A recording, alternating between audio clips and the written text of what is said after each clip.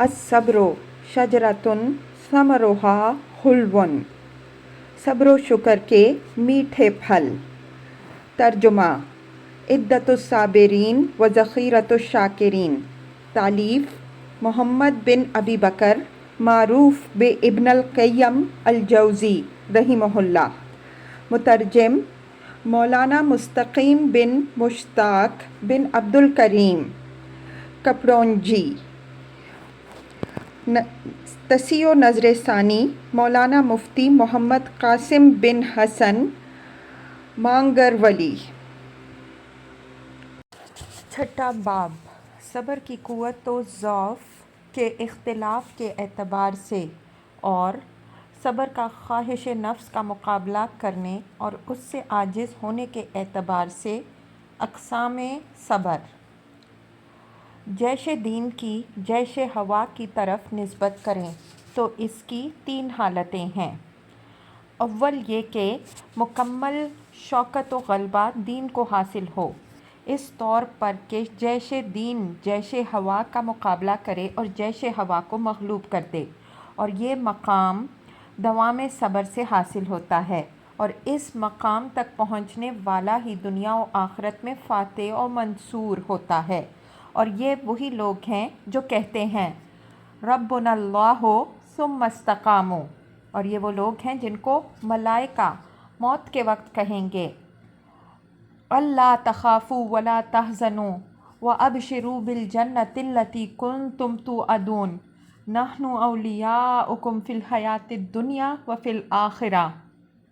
اور یہ وہی لوگ ہیں جنہوں نے صابرین کے ساتھ اللہ کی معیت حاصل کر لی، اور یہ وہی حضرات ہیں جنہوں نے اللہ کی راہ میں کما حقہ سعی و محنت کی، اور اللہ نے انہی کو اپنی ہدایت کے ساتھ خاص کیا، نہ کہ دیگر حضرات کو۔ دوم، یہ کہ طاقت و غلبہ تقاضۂ شہوت کو حاصل ہو، اس طور پر کہ یہ شہوت پرست دین کو بالکلیہ مغلوب کر دے اور وہ شکست خوردہ شیطان اور جیش شیطان کا مطیع ہو جائے، تو شیاطین اس کو جہاں چاہتے ہیں لے جاتے ہیں، اور ان کے ساتھ اس کی دو حالت ہوتی ہے۔ ایک تو یہ کہ وہ شکست خوردہ ان کے لشکر کا ایک فرد ہو جائے، اور یہ کہ ایک عاجز و ضعیف کی حالت ہے۔ دوسرا یہ کہ شیطان اس شکست خوردہ کے لشکر میں شامل ہو جائے، اور یہ ایک مغلوب الحال اور سخت فاجر و مبتدا کی حالت ہے۔ جیسے کہ کہنے والے نے کہا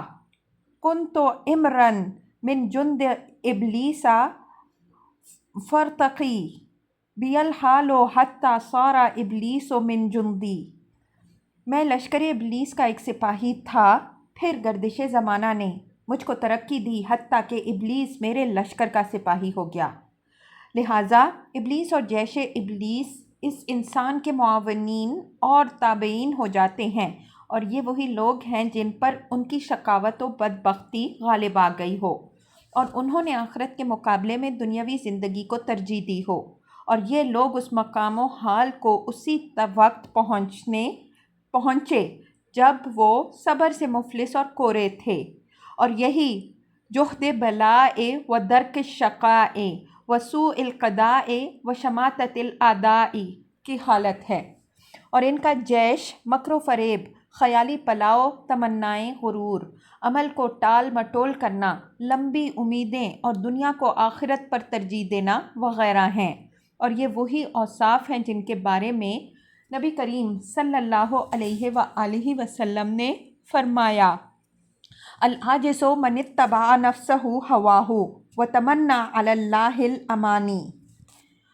اور اس حالت والوں کی مختلف قسمیں ہیں۔ ان میں سے بعض وہ ہوتے ہیں جو اللہ اور اس کے رسول صلی اللہ علیہ وآلہ وسلم کے مقابلہ میں اعلان جنگ کرتے ہیں، اور ان چیزوں کو جس کو اللہ کے رسول صلی اللہ علیہ وآلہ وسلم لے کر آئے ہیں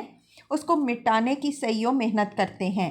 اللہ کی راہ سے اعراض کرتے ہیں، اور اس میں کجی اور تحریف کو تلاش کرتے ہیں تاکہ دوسرے لوگوں کو بھی اس سے دور کریں۔ اور بعض لوگ وہ ہیں کہ ان چیزوں سے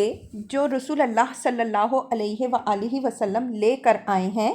اس سے صرف اعراض کرتے ہیں اور اس کے مقابلہ میں دنیا اور شہوات دنیا پر چھائے رہتے ہیں۔ ان میں سے بعض دو رخ منافق ہوتے ہیں جو کفر و اسلام دونوں کو اختیار کرتے ہیں، اور ان میں سے بعض ایسے بے حیا اور اوباش اور لہو و لعب میں مبتلا ہوتے ہیں کہ وہ بے حیائی اور اوباشی اور لہو و لعب ہی میں اپنی زندگی پوری کرتے ہیں۔ اور ان میں سے بعض وہ ہیں کہ جب ان کو نصیحت کی جاتی ہے تو وہ کہتا ہے کہ کاش کہ مجھ کو توبہ کا شوق ہوتا، لیکن توبہ مجھ کو بہت دشوار معلوم ہوتی ہے، نیز مجھ کو توبہ میں کوئی دلچسپی بھی نہیں ہے۔ اور ان میں سے بعض تو وہ ہیں جو کہتے ہیں کہ اللہ میری نماز اور میرے روزے کا محتاج نہیں، اور میں تو اپنے عمل سے نجات پانے والا نہیں ہوں، کیونکہ اللہ غفور و رحیم ہے۔ اور بعض تو ایسے ہیں جو کہتے ہیں کہ ترک معاصی تو اللہ کی صفت عفو و مغفرت کی توہین ہے۔ فَكَسِّرْ مَا اسْتَطَعْتَ مِنَ الْخَطَايَا اِذَا كَانَ الْقُدُومُ عَلَىٰ کریم، لہٰذا تو جتنا زیادہ ہو سکے گناہ کر، اس لیے کہ پیشی تو کریم کے سامنے ہی ہوگی۔ اور ان میں سے بعض ایسے ہیں جو کہتے ہیں کہ میں جو کچھ گناہ کر چکا ہوں اس کے مقابلہ میں میری اطاعت کی کیا حیثیت ہوگی، اور ایک غرق ہونے والے کو اس کی انگلی کی نجات کیا نفع دے گی جب کہ اس کا باقی بدن غرق در آب ہو۔ ان میں سے بعض تو وہ ہیں جو کہتے ہیں کہ میں عنقریب توبہ کر لوں گا، اور جب موت آئے گی اور میرے گھر میں اتر آئے گی تو توبہ کر لوں گا اور وہ قبول بھی کر لی جائے گی، حالانکہ اب توبہ قبول نہیں ہوگی۔ اور اس کے علاوہ بھی ان لوگوں کی جو خود فریبی میں مبتلا ہیں بہت سی قسمیں ہیں جن کی عقلیں ان کی شہوات کے قبضہ میں ہیں، لہٰذا ان میں سے ہر ایک اپنی عقل کو صرف انہی دقیق تدبیروں میں استعمال کرتا ہے جو تدبیریں ان کی شہوات کی تکمیل میں معین ہوتی ہیں۔ بس ان کی عقل شیطان کے ساتھ ایسی ہی ہے جیسے کافر کے قبضے میں قیدی، کہ وہ کافر ان کو خنزیر چرانے میں اور شراب نچوڑنے میں اور صلیب کو اٹھانے میں استعمال کرتا ہے، اور وہ اپنی عقل کو مغلوب کر دینے اور دشمن کے حوالہ کر دینے کی وجہ سے عند اللہ اس شخص کی طرح ہو جاتا ہے جس کو زبردستی مسلمان بنایا ہو اور اس کو کافروں کے ہاتھ بیچا ہو اور اس کے سپرد کر دیا ہو اور اس کو اس کا اسیر و قیدی بنا دیا ہو۔ فصل۔ اور یہاں ایک عجیب نکتہ جس کا سمجھنا ضروری ہے اور اس کے لیے فارغ البال ہونا ضروری ہے، وہ یہ ہے کہ اس دھوکہ خوردہ نے اللہ کی حجت، جس کو اللہ نے عزت و شرافت بخشی اور قدر و منزلت اور رفعت بخشی ہے، اس کو رسوا کیا اور اس کو اللہ کے مبغوض دشمن کے حوالے کر دیا، اور اس دشمن نے اس کو اپنے غلبہ و تصرف اور قوت کے تابع کر کے قیدی بنا دیا، تو اللہ تعالیٰ نے اس پر اس شیطان کو مسلط کر دیا کہ اسی کے لیے مناسب تھا کہ وہ اس پر مسلط ہوں۔ الغرض، شیطان نے اس دھوکہ خوردہ کو اپنے غلبہ و قوت و تصرف کے تابع کر دیا کہ وہ جہاں چاہتا ہے بے گاری میں لگا دیتا ہے، اور وہ اور اس کا گروہ اور لشکر اس کا تمسخر اڑاتے ہیں۔ تو جس طرح اس نے اللہ کی حجت کو ذلیل اور دشمن کے تابع کر دیا، اللہ نے بھی اس کو ذلیل کیا اور اس پر اس کے دشمن کو مسلط کر دیا، جس کو اللہ نے حکم دیا کہ وہ اس پر مسلط رہے اور اس کو ذلیل کرے اور اس کو اپنے زیر قہر رکھے۔ تو یہ دھوکہ خوردہ شخص اس شخص کی طرح ہو گیا جس نے خود ہی اپنے آپ کو بدترین دشمن کے حوالے کر دیا ہو جو ایذا رسانی کرتا رہتا ہے۔ ہونا تو یہ چاہیے تھا کہ وہ اس شیطان کو قیدی و مغلوب بناتا اور اپنے غیظ و غضب کو سکون پہنچاتا، لیکن اسی نے اس کے مقابلہ کو اور جنگ و جدال کو ترک کیا اور تابع دار بن گیا، تو وہ اس پر سزا بن کر مسلط ہو گیا۔ اللہ تعالیٰ نے فرمایا، فَإِذَا قَرَأْتَ الْقُرْآنَ فَاسْتَعِذْ بِاللَّهِ مِنَ الشَّيْطَانِ الرَّجِيمِ إِنَّهُ لَيْسَ سُلْطَانٌ عَلَى الَّذِينَ آمَنُوا وَعَلَى رَبِّهِمْ يَتَوَكَّلُونَ इन्नमा सुल्तानहु अलल्लज़ीना यतवल्लौनहु वल्लज़ीना हुम बिही मुशरिकून। तर्जुमा। तो जब आप कुरान पढ़ना चाहें तो शैतान मरदूद से अल्लाह की पनाह मांग लिया करे। यकीनन उसका काबू उन लोगों पर नहीं चलता जो ईमान रखते हैं और अपने रब पर भरोसा रखते हैं। बस काबू तो सिर्फ़ उन्हीं लोगों पर चलता है जो इससे ताल्लुक़ रखते हैं और उन लोगों पर जो अल्लाह के साथ शरीक करते हैं।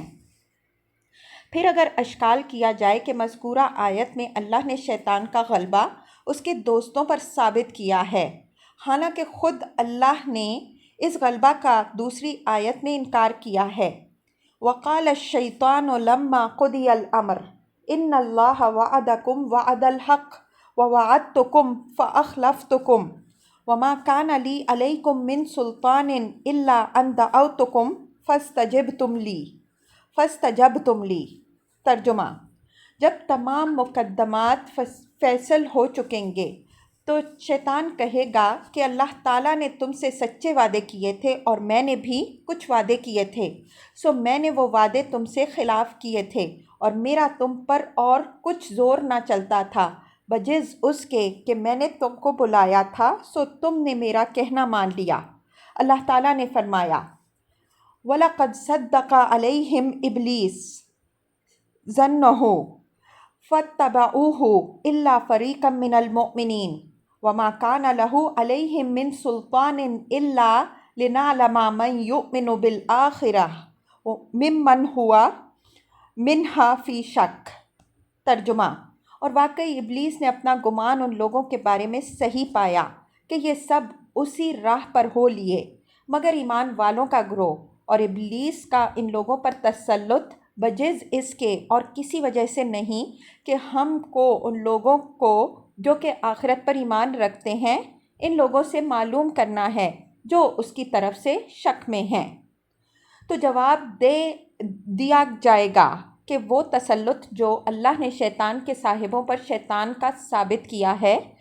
वो उस तसल्लुत के अलावा है जिसकी आयत में नफ़ी है। ये दो तरह से साबित होता है। अव्वल ये कि जो तसल्लुत साबित है वो तसल्लुत है जो शैतान को अपने साहिबों पर हासिल होता है और शैतान उनके साथ खिलवाड़ करता है, और इन लोगों का शैतान की अताअत और दोस्ती कबूल करने की वजह से शैतान इनको जिस तरह चाहता है अपनी अताअत व पैरवी के ज़रिया नचाता है। और वो तसल्लुत जिसकी नफ़ी है वो तसल्लुत बिल हुज्जा है। लिहाजा इब्लीस को उनके ख़िलाफ़ कोई हुज्जत नहीं जिसकी वजह से वो उन पर मुसल्लत हो, मगर सिर्फ़ दावत देता है और वो उसकी दावत पर बिला हुज्जत व दलील के लब्बैक कहते हैं। दोम, अल्लाह ताला ने हकीकतन शैतान को इब्तिदान कोई तसल्लुत नहीं दिया, लेकिन वो लोग ख़ुद शैतान को अपनी ज़ातों पर उसकी अताअत करके उसके लश्कर और ग्रोह में दाखिल होकर तसल्लुत का मौका देते हैं। तो शैतान ने अपनी क़ुव्वत व ताकत से इन पर तसल्लुत हासिल नहीं किया, इसलिए कि इसके मकरो फ़रेब तो कमज़ोर हैं और शैतान ने तो इन्हीं के इरादों और इख्तियार से तसल्लुत हासिल किया है। मकसद ये है कि जो शख्स शैतान का सबसे बड़ा दोस्त और महबूब और हमदर्द बनना चाहे तो वो उस शैतान को और उसके चीलों को इख्तियार कर ले और अपने दुश्मन का तक़र्रुब हासिल कर ले। इसकी सज़ाओं में से यही काफ़ी है कि उसने ख़ुद ही अपने ऊपर दुश्मन को मुसल्लत किया। फसल हालत सोम ये है कि दोनों दीनो हवा के जैश के माबैन हर्ब व जंग हो कि कभी मैदान इसके हाथ में तो कभी उसके ख़िलाफ़, और अक्सर गलबा का मौका आता है तो कभी मगलूबी की भी नौबत आती है। और यही इन अक्सर मोमिनीन का हाल है जिनके आमाल सालिहा और आमाल सय्यआ मुख्तलत हैं। और क़यामत के दिन तीनों अहवाल का वज़न बराबर सराबर होगा कि बाज़ वो लोग होंगे जो जन्नत में दाखिल होंगे और जहन्नुम में दखूल ना होगा, और बाज़ वो लोग होंगे जो जहन्नुम में दाखिल होंगे और जन्नत में इनका दाखिला ना होगा, और बाज़ وہ لوگ ہوں گے جو جہنم میں اولاً داخل ہوں گے، پھر جنت میں داخل ہوں گے۔ اور یہی تینوں احوال لوگوں کی صحت و مرض کے احوال ہیں۔ لہٰذا بعض لوگ وہ ہیں جو کہ ان کی قوت ان کی بیماری کا مقابلہ کرتی ہے تو وہ قوت اس مرض کو مغلوب کر دیتی ہے اور غلبہ قوت کا ہوتا ہے، اور بعض لوگ وہ ہیں کہ ان کا مرض ان کی قوت کو مغلوب کر دیتا ہے اور غلبہ مرض کا ہوتا ہے، اور ان میں سے بعض وہ ہیں کہ ان کی بیماری اور قوت کے مابین جنگ کی نوبت آتی ہے، بس وہ صحت و مرض کے مابین متردد رہتا ہے۔ فصل۔ اور بعض لوگ وہ ہیں جن کو صبر محنت و مشقت سے حاصل ہوتا ہے، اور بعض وہ ہیں کہ نفس پر ادنیٰ مشقت کے ذریعے ہی صبر حاصل کر لیتے ہیں، اور پہلے شخص کی مثال اس شخص کی طرح ہے جو کسی قوی شخص سے کشتی لڑے اور اس کو بہت ہی محنت و مشقت کے بعد مغلوب کرے، اور دوسرا شخص اس شخص کی طرح ہے جو کسی ضعیف و کمزور سے کشتی لڑے اور بغیر مشقت ہی کے اس کو مغلوب کر دے۔ بس اسی طرح جیش رحمان اور جیش شیطان کے مابین مبارزت اور کشتی ہوتی ہے، اور جو جیش شیطان کو مغلوب کر دیتا ہے تو وہ شیطان کو بھی شکست دے دیتا ہے۔ حضرت ابن مسعود رضی اللہ عنہ فرماتے ہیں کہ انسان میں سے ایک آدمی کی ملاقات ایک جن سے ہوئی اور دونوں میں کشتی ہوئی تو انسان نے جن کو پچھاڑ دیا، تو جن نے کہا کہ مجھ کو کیا ہوا ہے کہ میں تو تجھ کو کمزور سمجھتا تھا، تو انسان نے کہا کہ میں صحابہ میں سب سے قوی ہوں، تو جن کی جماعت نے اس جن سے پوچھا کہ کیا وہ حضرت عمر ابن الخطاب رضی اللہ عنہ تھے، تو اس نے کہا کہ وہ جس کو تم عمر سمجھتے ہو وہ عمر رضی اللہ عنہ کے علاوہ کوئی اور تھے۔ بعض صحابہ رضی اللہ عنہم اجمعین فرماتے ہیں کہ مومن اپنے شیطان کو لاغر و کمزور کر دیتا ہے جیسے کہ تم اپنے اونٹ کو سفر میں لاغر و کمزور کر دیتے ہو۔ حضرت ابن ابی دنیا رحمہ اللہ نے بعض اسلاف سے ذکر کیا ہے کہ ایک شیطان کی دوسرے ایک شیطان سے ملاقات ہوئی، تو پہلے نے کہا کہ کیا بات ہے کہ میں تجھ کو لاغر و کمزور دیکھتا ہوں، تیرے چہرے کا رنگ پھیکا اور زرد پڑ گیا ہے، تو دوسرے نے کہا کہ میں ایک ایسے آدمی کے ساتھ ہوں کہ وہ بسم اللہ پڑھ کر کھاتا ہے، تو میں اس کے ساتھ نہیں کھا سکتا، اور اگر وہ پیتا ہے تو بسم اللہ بولتا ہے تو میں اس کے ساتھ نہیں پی سکتا، اگر وہ اپنے گھر میں داخل ہوتا ہے تو بسم اللہ بولتا ہے، تو میں گھر کے باہر شب بیداری کرتا ہوں۔ تو پہلے نے کہا کہ میں تو ایک ایسے آدمی کے ساتھ ہوں کہ اگر وہ کھاتا ہے تو بسم اللہ نہیں بولتا، میں بھی اس کے ساتھ کھاتا ہوں، اور وہ پیتا ہے تو بسم اللہ نہیں بولتا، تو میں بھی اس کے ساتھ پیتا ہوں، اگر وہ گھر میں داخل ہوتا ہے تو بسم اللہ نہیں بولتا، تو میں بھی اس کے ساتھ داخل ہوتا ہوں، اور اگر وہ اپنی بیوی کے ساتھ جمع کرتا ہے اور بسم اللہ نہیں بولتا تو میں بھی اس کے ساتھ جمع کرتا ہوں۔ لہٰذا جو شخص صبر کی عادت ڈالتا ہے تو اس کا دشمن یعنی شیطان اس سے ڈرتا ہے، اور جو شخص کے اس کو صبر مشکل لگتا ہے تو اس کا دشمن اس میں حرص و طمع کرتا ہے اور ہو سکتا ہے کہ وہ اس سے اپنی غرض حاصل کر لے۔ 7واں باب صبر کے متعلقات کے اعتبار سے اقسام صبر۔ صبر اپنے متعلقات کے اعتبار سے 3 قسم پر ہے۔ اول، اوامر و طاعات پر صبر کرنا یہاں تک کہ اس کو ادا کر لے۔ دوم، نواہی اور مخالفات پر صبر کرنا حتیٰ کہ وہ اس میں واقع نہ ہو۔ سوم، تقدیر و قضا پر صبر کرنا یہاں تک کہ وہ اس سے دل برداشتہ نہ ہو۔ اور ان تینوں اقسام کو شیخ عبد القادر جیلانی رحمہ اللہ نے اپنی کتاب فتوح الغیب میں ذکر فرمایا ہے کہ بندے کے لیے اوامر میں ضروری ہے کہ وہ اس کو ادا کرے اور نواہی میں ضروری ہے کہ وہ اس سے اجتناب کرے، اور تقدیر کے بارے میں ضروری ہے کہ اس پر صبر کرے، اور یہ کلام 2 جہتوں کے ساتھ متعلق ہے۔ اول، من جہت الرب، دوم من جہت العبد۔ من جہت الرب وہ ہے کہ اللہ جل جلالہ کہ اس کے بندوں پر دو حکم ہیں، ایک حکم شرعی دینی اور دوم حکم تکوینی تقدیری۔ لہٰذا حکم شرعی اللہ کے حکم و امر کے ساتھ متعلق ہے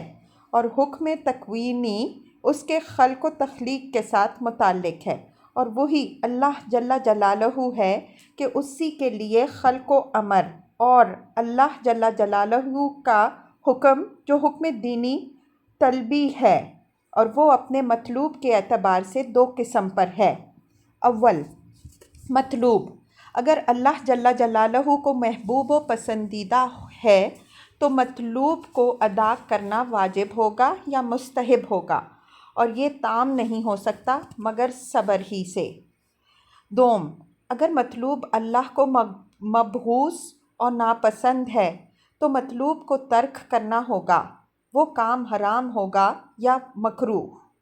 اور یہ بھی صبر ہی پر موقوف ہے۔ تو یہ اللہ کا حکم شرعی دینی ہے، اور اللہ کا حکم تکوینی تو وہ مصائب و آلام ہیں جس میں بندہ کا کوئی دخل اور اختیار نہیں، اور وہ بندے کے لیے مقدر ہو چکے ہیں، لہٰذا اس پر بھی بندے کو صبر کرنا فرض ہے، اور ان مصائب و آلام پر رضا واجب ہے یا نہیں۔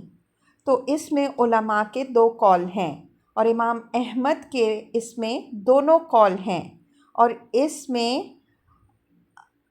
یہ ہے کہ رضا علی المصائب مستحب ہے۔ بس مکمل دین کا مرجع و مدار انہی تین قواعد پر ہے: مامورات کا ادا کرنا، ممنوعات و نواہی کو ترک کرنا، مقدرات پر صبر کرنا۔ من جہت العبد وہ یہ ہے کہ بندہ ان تینوں احوال سے کبھی آزاد نہیں ہوتا جب تک کہ وہ مکلف ہے، اور اس سے یہ تینوں احوال ساقط نہیں ہوں گے یہاں تک کہ اس سے تکلیف شرعی ساقط ہو جائے۔ لہٰذا امر و نہی اور تقدیر کی بندگی کا قیام صبر ہی کے تنے پر ہے، اور وہ صبر ہی پر مستوی ہوں گے، جیسا کہ خوشہ اور بالیں تنے پر ہی مستوی ہوتے ہیں۔ لہٰذا صبر مامورات، محظورات، مقدرات بالامر اور خلق کے ساتھ متعلق ہیں، اور شیخ عبد القادر رحمہ اللہ ہمیشہ انہی تین اصول پر چلتے تھے، جیسا کہ انہوں نے فرمایا: اے میرے بیٹے، مامورات کو ادا کر، ممنوعات سے اجتناب کر، اور مقدرات پر صبر کر۔ اور یہی تین اصول ہیں جس کی حضرت لقمان علیہ السلام نے اپنے بیٹے کو نصیحت فرمائی: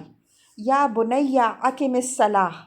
وامر بالمعروف وانہی عن المنکر واصبر علی ما اصابک۔ لہٰذا حضرت لقمان علیہ السلام نے اس کو بھلائی کرنے کا حکم دیا، جو بات اس میں اس بات کو شامل ہے کہ وہ خود بھی اس پر عامل ہے اور دوسروں کو بھی اس کا حکم دیتے ہیں۔ اسی طرح منکرات سے روکا جو لفظ کے مطلق ہونے کی وجہ سے ان کو بھی شامل ہے، اور ان کے علاوہ لوگ بھی داخل ہے۔ اور لزوم شرعی کے اعتبار سے تو حکم دینے والا اور روکنے والا اس کے لیے حکم دینا اور روکنا بالکل درست نہیں جب تک کہ وہ خود پہلے ادا کرنے والا رکنے والا نہ ہو۔ اور خود اللہ سبحانہ و تعالیٰ نے بھی ان تین اصولوں کو اپنے قول میں ذکر کیا ہے: انما یتذکر اولو الالباب الذین یوفون بعہد اللہ ولا ینقضون المیثاق والذین یصلون ما امر اللہ بہ ان یوصل ویخشون ربہم ویخافون سوء الحساب والذین صبروا ابتغاء وجہ ربہم وَأَقَامُوا الصَّلَاةَ وَأَنفَقُوا مِمَّا رَزَقْنَاهُمْ سِرًّا وَعَلَانِيَةً وَيَزْرَعُونَ بِالْحَسَنَةِ السَّيِّئَةَ أُولَٰئِكَ لَهُمْ عُقْبَى الدَّارِ۔ بس اللہ ان کے لیے ان اوصاف میں ایمان اور اسلام کے مقام و درجات کو جمع کر دیتا ہے، اور اللہ سبحانہ و تعالیٰ نے اپنے عہد و پیمان کا ایفا پر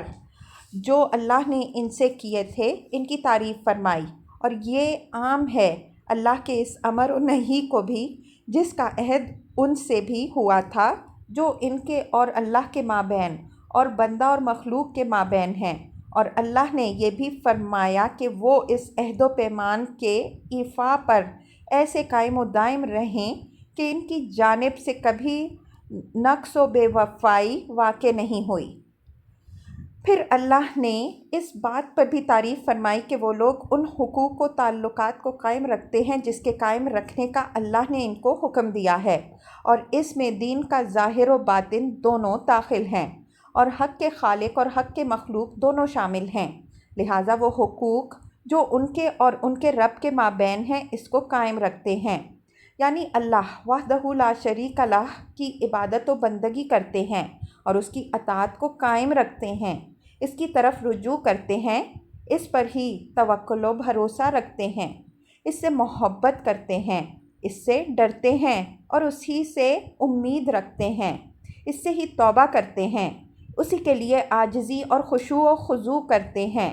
اس کی نعمتوں کا اعتراف کر کے شکر بجا لاتے ہیں اور خطاؤں اور قصوروں کا اقرار کر کے اس سے مغفرت چاہتے ہیں۔ یہ عابد و معبود کے مابین حقوق و روابط ہے۔ اللہ اور بندے کے درمیان یہی تعلقات ہیں جن کے جوڑنے کا اللہ نے حکم دیا ہے، اور اللہ نے یہ بھی حکم دیا ہے کہ ہم یعنی بندے ان تعلقات کو قائم رکھیں جو ہمارے اور رسول اللہ صلی اللہ علیہ وآلہ وسلم کے مابین ہیں، یعنی آپ صلی اللہ علیہ وآلہ وسلم پر ایمان لائیں، آپ صلی اللہ علیہ وآلہ وسلم کی تصدیق کریں اور ہر معاملہ میں آپ صلی اللہ علیہ وآلہ وسلم کے حکم پر راضی رہ کر تسلیم کریں، اور اپنی ذات کی، اولاد کی، والدین کی اور تمام لوگوں کی محبت پر آپ صلی اللہ علیہ وآلہ وسلم کی محبت کو مقدم کریں۔ لہٰذا ان تمام چیزوں کے قیام میں اللہ اور اس کے رسول صلی اللہ علیہ وآلہ وسلم کا حق داخل ہے، اور اللہ نے یہ بھی حکم دیا ہے کہ ہم ان تعلقات و حقوق کو بھی قائم رکھیں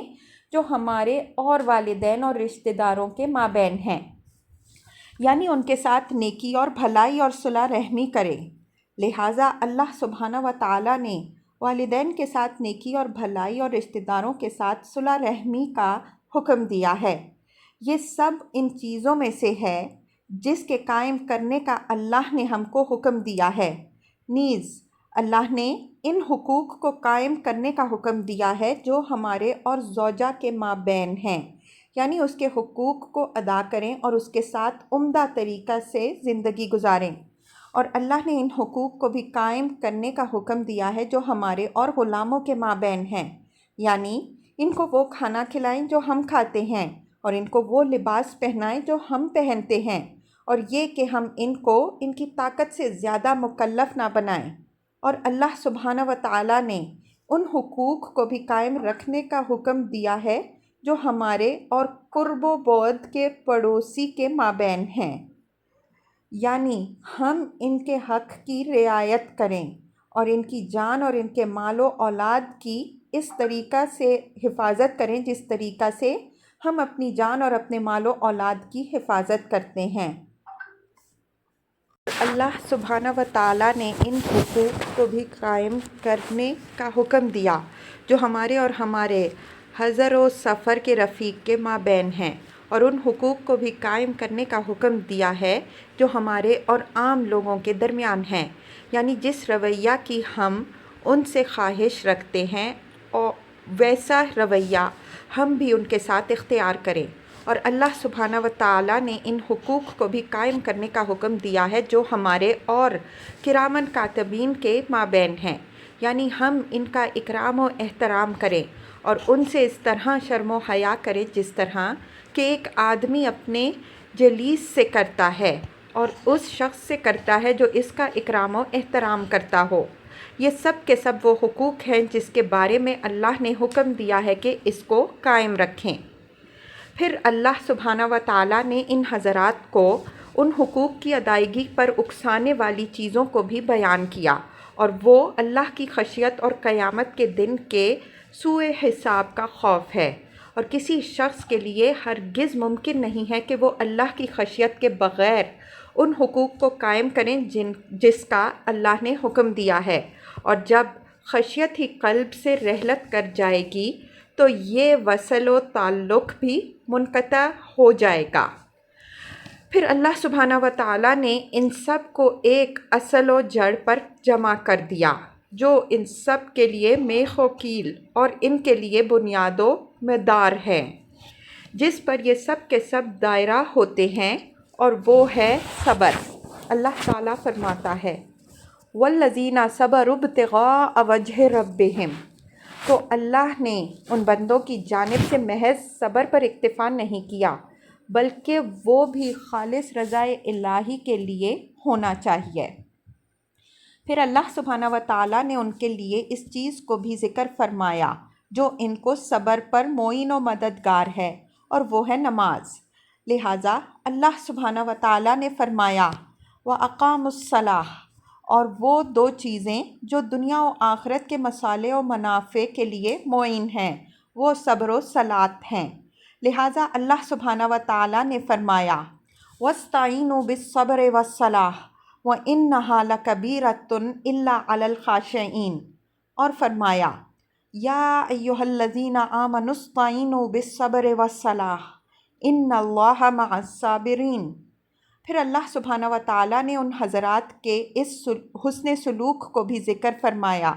کہ وہ دوسروں پر ظاہراً و سراً مال کو خرچ کرتے ہیں، لہٰذا ان لوگوں نے خود کے ساتھ صبر و صلاۃ کے ذریعے اور دوسروں کے ساتھ انفاق کے ذریعے حسن سلوک کیا۔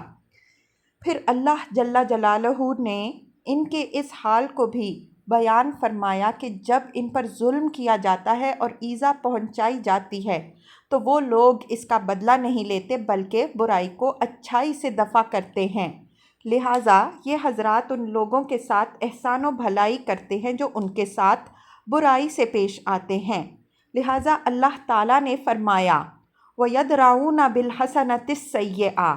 اور بعض حضرات نے اس آیت کی یہ بھی تفسیر کی ہے کہ وہ بندے گناہ کو اس کے بعد نیکی کر کے دفع کرتے ہیں، جیسے کہ اللہ جل جلالہ نے فرمایا ان الحسنات یذہبن السیئات، اور نبی کریم صلی اللہ علیہ وآلہ وسلم نے فرمایا اتبع السیئۃ الحسنۃ تمحھھا، اور صحیح بات یہ ہے کہ آیت ان دونوں تفسیر کو عام اور شامل ہے۔